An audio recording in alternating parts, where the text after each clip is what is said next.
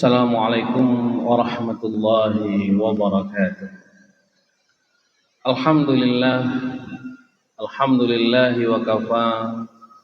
Wassalatu wassalamu ala rasulil mujtaba amma ba'd. Raditu billahi rabban wa bil islami dina wa bi muhammadin nabiyya wa rasulah. Ma'asyiral muslimin, jamaah salat zuhur Masjid Taqwa Muhammadiyah Pasar Pusat yang dirahmati Allah. Alhamdulillah, syukur kita kepada Allah Subhanahu wa taala, masih di bulan Syawal, masih di bulan yang penuh dengan keberkahan. Kita dimudahkan oleh Allah di dalam melaksanakan perintah-perintahnya, menjauhi larangannya, dan senantiasa menegakkan ibadah, senantiasa memperbanyak amal-amal sunnah agar kita senantiasa dekat dengan Allah Subhanahu wa taala. Dan di antara amal sunnah yang senantiasa diwasiatkan oleh Rasulullah adalah senantiasa kita belajar, kita mengaji, kita mentadabbur. Dan salah satu pembelajaran yang diajarkan oleh Rasulullah adalah dengan mempelajari sirah nabawiyah. Sirah nabawiyah adalah perjalanan hidup, adalah suri tauladan sejarah bagaimana Rasulullah SAW di dalam mengajarkan dakwah ini, dalam mengajarkan Islam, di dalam membentuk karakter para sahabat.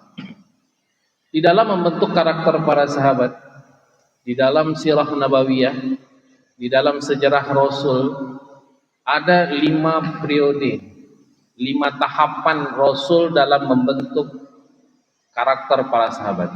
Kajian kita adalah berkenaan dengan tahapan membentuk karakter sahabat. Ada 5 tahapan yang yang dilakukan oleh Rasulullah dalam membentuk jiwa-jiwa para sahabat, sehingga dari situ muncul sahabat-sahabat yang hebat luar biasa.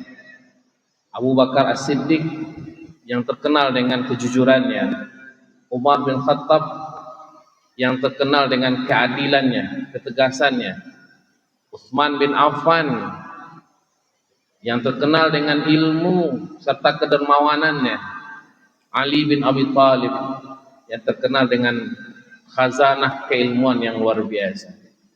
Ada sahabat-sahabat yang lain, Zubair bin Awam, Talhah, Abu Ubaidah bin Jarrah, Mus'ab bin Umair, Khalid bin Walid, yang sungguh luar biasa. Mereka di dalam mengemban amanah, sungguh luar biasa karakter mereka. Dari mana Rasul membentuk karakter-karakter hebat ini? Yang tentunya tidaklah instan, tidaklah sekali jadi, simsalabim, abrakadabra, tetapi semuanya dilakukan oleh Rasulullah melalui sebuah proses panjang. Dan itulah yang disebut dengan proses pembentukan karakter para sahabat. Pada proses pertama yang dilakukan oleh Rasulullah SAW membentuk karakter sahabat ini adalah proses pemahaman, proses pendalaman ilmu, serta proses pemberian keilmuan khazanah, pemberian ma'rifah, pemberian pengetahuan kepada para sahabat. Maka ini disebut dengan periodisasi ta'rif. Dalam bahasa fikih dakwahnya disebut dengan tahwilul jahalah ilal ma'rifah. Bagaimana merubah kebodohan menjadi pengetahuan? Bagaimana menjadi orang-orang bodoh menjadi orang-orang yang berilmu? Bagaimana dari orang-orang yang tidak mengetahui menjadi orang-orang yang paham? Ma'asyiral muslimin yang dirahmati Allah, dalam periodisasi ini Rasulullah SAW senantiasa mengumpulkan para sahabat. Dan di antaranya yang sering dilakukan oleh Rasulullah adalah mengumpulkan sahabat di rumah Arqam bin Abil Arqam. Maka ada namanya Baitul Arqam, rumah Arqam. Arqam adalah di antara sahabat yang rumahnya itu adalah di luar kota Mekah. Dia agak jauh daripada pusat kota Mekah. Sehingga disitulah Rasulullah SAW mulai membentuk, mengajarkan tentang Al-Quran kepada para sahabat. Maka dalam riwayat disebutkan semua sahabat hampir mereka itu belajar di rumah Arqam. Ketika itu dakwah masih dilakukan secara sir, secara sembunyi-sembunyi, sehingga para sahabat rata-rata mereka akan berangkat ketika masih dalam keadaan gelap di subuh hari, kemudian masuk ke rumah Arqam dan pulang ketika malam sudah gelap gulita, sehingga tidak ada yang tahu orang berkumpul di rumah Arqam. Tetapi disinilah Rasulullah SAW mengajarkan ilmu kepada para sahabat. Diajarkan mulai tentang pemahaman tentang ayat-ayat Al-Quran, apa yang pokok-pokok di dalam ajaran agama ini, bagaimana mengenal Allah yang disebut dengan ma'rifatullah, seperti apa kita berhubungan dengan Allah, apa itu tugas Rasul, bagaimana seorang karakter pribadi Rasul, dan lain sebagainya, sampai kepada apa yang harus dimiliki oleh semua para sahabat. Inilah hal yang sangat penting yang dilakukan oleh Rasulullah SAW. Dan dalam konteks kita kekinian, ma'asyiral muslimin yang dirahmati Allah, inilah pentingnya kajian-kajian ilmu yang kita lakukan. Karena kajian ilmu yang kita lakukan saat ini adalah bagaimana kita memahami tentang ayat-ayat Al-Quran. Contoh sekarang tentang peristiwa akhir zaman ini, kita lihat sekarang perang antara Amerika, Israel melawan Iran. Bagaimana kita memahami ini dalam konteks-konteks Al-Quran? Bahwa sesungguhnya di dalam Al-Quran sudah disebutkan tentang peristiwa akhir zaman ini, bahwa sesungguhnya hai kalian umat Islam akan senantiasa berhadapan dengan musuh-musuh Allah. Yang jelas di sini adalah orang Yahudi dan Nasrani, orang-orang Amerika dan orang-orang Israel. Jelas musuhmu. Maka bagaimana engkau memposisikan dirimu terhadap musuh-musuhmu? Apa yang harus engkau persiapkan? Maka saat ini ma'asyiral muslimin yang dirahmati Allah, kita harus mempersiapkan diri kita. Kita tidak lagi bisa berleha-leha, bersantai-santai, karena sesungguhnya musuh-musuh Allah akan senantiasa menipu daya kita. Kalaulah seandainya sekarang jadi Israel membentuk Israel Raya, Pax Yehudis, yang disebut dengan Pax Yehudis itu, bahwa nanti niscaya setelah itu akan muncul yang namanya Ya'juj dan Ma'juj, yang senantiasa membuat kerusakan di muka bumi. Dan apabila Ya'juj dan Ma'juj sudah muncul, maka niscaya akan datanglah pemimpin yang disebut dengan Dajjal.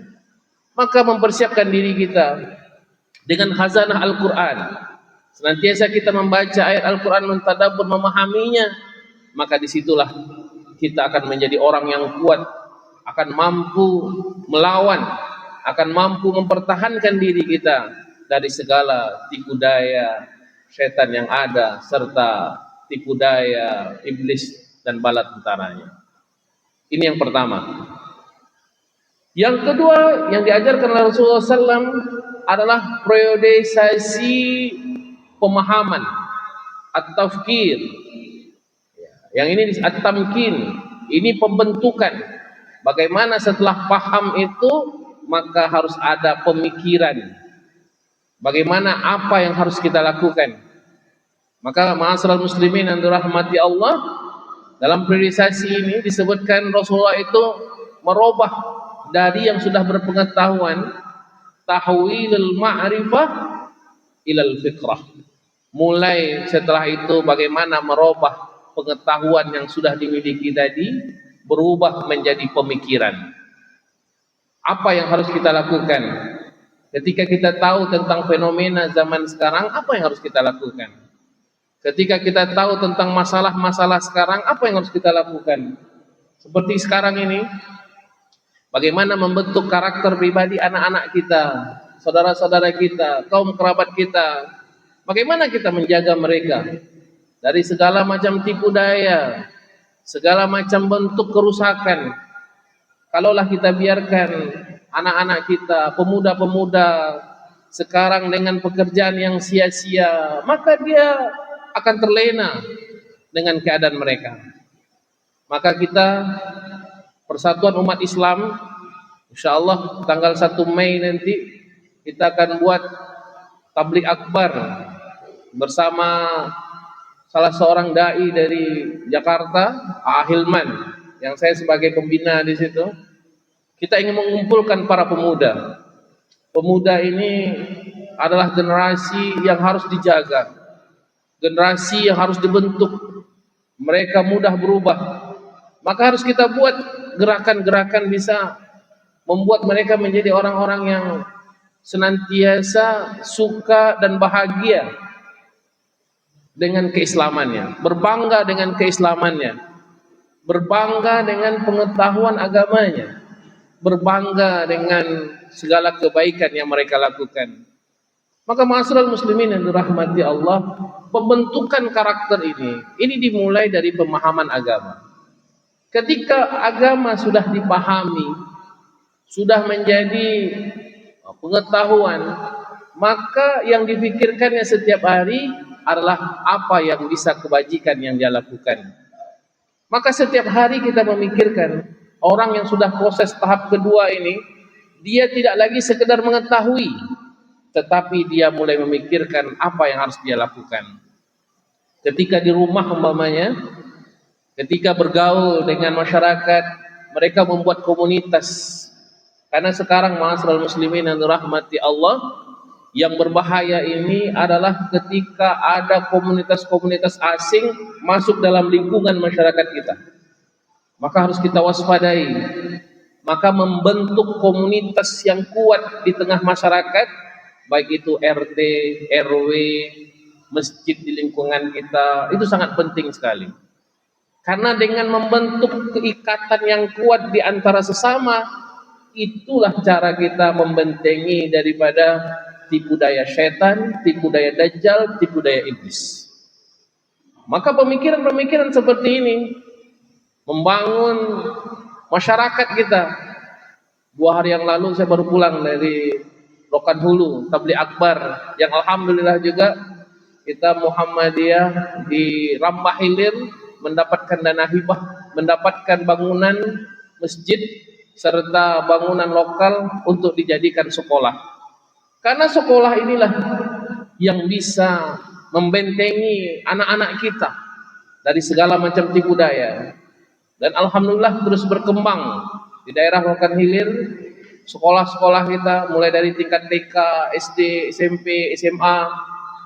Dan kita berharap ma'asyiral muslimin yang rahmati Allah, ada kebaikan-kebaikan yang senantiasa kita lakukan.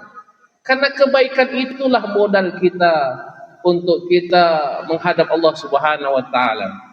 Maka disebutkan wallahu yuhibbul muhsinin. Orang Allah itu menyukai orang-orang yang melakukan kebajikan. Maka setiap hari ketika kita bangun di pagi hari, maka buatlah perencanaan. Hari ini kebaikan apa yang mau saya lakukan? Hari ini kebaikan apa yang mau saya perbuat? Jangan sampai satu hari kita meninggalkan kebaikan. Hari ini apa yang bisa saya berikan kepada orang lain? Baik itu dalam bentuk sedekah, baik dalam bentuk kebaikan, baik dalam bentuk persatuan, dan lain sebagainya.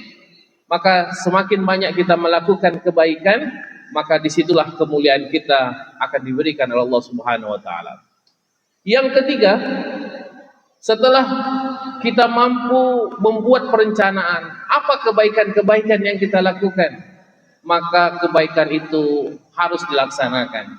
Inilah yang di dalam kajian fikih kita disebut dengan tahwilul fikrah ilal harakah, merubah dari hanya sekedar pemikiran menjadi perbuatan. Muhammadiyah didirikan 1912, asal muasalnya adalah membuat sebuah gerakan yang dilakukan oleh Kiai Haji Ahmad Dahlan yang disebut dengan gerakan Al-Ma'un, yang terinspirasi daripada surah Al-Ma'un. Ara'aital ladzi yukazzibu biddin Tahukah kamu siapakah orang yang mendustakan agama? Kayak di Ahmad Dahlan pun terfikir, terinspirasi daripada ayat yang mulia ini. 3 bulan dia mengajarkan ayat ini, tak pernah dia tambah. Kemudian dia mengatakan kepada sebuah muridnya, wahai muridku, kita jangan hanya berhenti kepada pembahasan tafsir ayat Al-Ma'un ini, harus kita laksanakan. Akhirnya ketika membaca Al-Ma'un itu, muncullah ide-ide apa yang harus dilakukan. Ara'aital ladzi yukazzibu biddin wa dzalikal ladzi yadhu'ul yatim. Siapa orang yang mendustakan agama? Yang pertama orang yang mendustakan agama itu orang yang meninggalkan anak yatim, wala yahuddu ala tu'amil miskin, dan orang-orang miskin. Maka dibangunlah dari gerakan dakwah Muhammadiyah ini sekolah-sekolah, panti asuhan, rumah sakit yang jumlahnya sangat banyak saat ini. Ini semua adalah gerakan yang dilakukan oleh para pendahulu-pendahulu kita, dan kita sekarang melanjutkan apa yang telah mereka lakukan, dan kita mengharapkan dari Allah Subhanahu wa taala pertolongan, dan kita termasuk hamba-hamba yang senantiasa melakukan kebaikan. Nasrul minallah wa fathun qarib wa basyiril mu'minin. Wassalamualaikum warahmatullahi wabarakatuh.